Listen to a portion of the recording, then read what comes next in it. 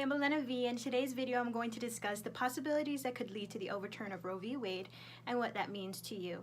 In the light of Justice Kennedy's recent decision to retire, President Trump has announced his Supreme Court nominee and now is awaiting for Senate approval. But Trump's nominee has raised concerns on women's right to access safe and legal abortions. This leaves many questioning the longevity and the affirmation of Roe v. Wade and whether the Trump administration is pursuing to overturn laws that allow women their right to choose. Those that don't know, Roe v. Wade was a landmark case which was issued in 1973 by the Supreme Court that made laws that criminalized or provided restricted access to abortion unconstitutional, based on the privacy clause of the 14th Amendment. This right isn't limitless, and it has to be balanced with the state's interest to preserve life. That interest grows stronger the longer the pregnancy lasts. In the case Planned Parenthood v. Casey, the court reaffirmed its central holding that a woman has the right to abort until fetal viability. Viability being the ability that a fetus can survive outside the mother's womb with medical aid. Viability may occur at 23 to 24 weeks or earlier, especially in light of medical advances. It is no surprise that since its holdings, groups and conservative lawmakers and presidents have tried to overturn this right, but have come up short in their attempt. Those that oppose Roe v. Wade and their holdings know that in order to successfully overcome this decision, it requires them to stack the cards, or rather stack the justices in their favor. Even though justices should be immune to political influence and should abstain from implementing their own political beliefs in their ruling, there's no sure way to inhibit it.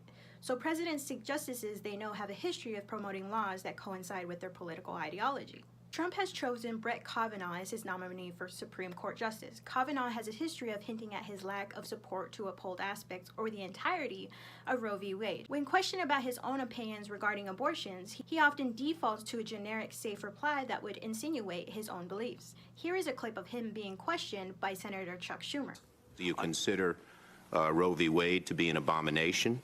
Senator, on the question of Roe v. Wade, if confirmed to the D.C. Circuit, I would follow Roe v. Wade faithfully and fully. That would be binding precedent in the court. It's been decided by the Supreme Court. Ever since his nomination was announced, protests and pushback from civil liberties groups have been growing in momentum. The fear of losing safe and legal abortions is very real, but I would argue rights granted to us by the Constitution is always in danger. Yes, people should always be on guard to ensure their rights should never be in danger of being taken away or infringed on. I'd just like to point out the partisan hypocrisy that promotes limited government interference on life, liberty, and the pursuit of happiness, until it comes to allowing women to choose what they do with their bodies. If you truly believe an individual should be able to make their own choice regarding their life, liberty, and the pursuit of happiness, the right to choose an abortion should be no different, especially if it follows the guidelines that are outlined by the Supreme Court. At the end of the day, we should be asking ourselves if placing our own moral and ethical guides on other people to adhere to is actually what our founding fathers envisioned for our country.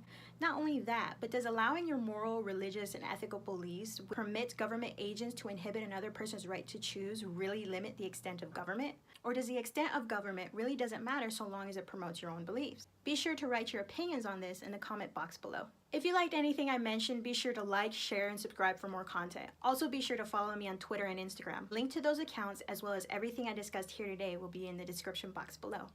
Again, I am Elena V, and remember, always leave things better than how you found it. Bye.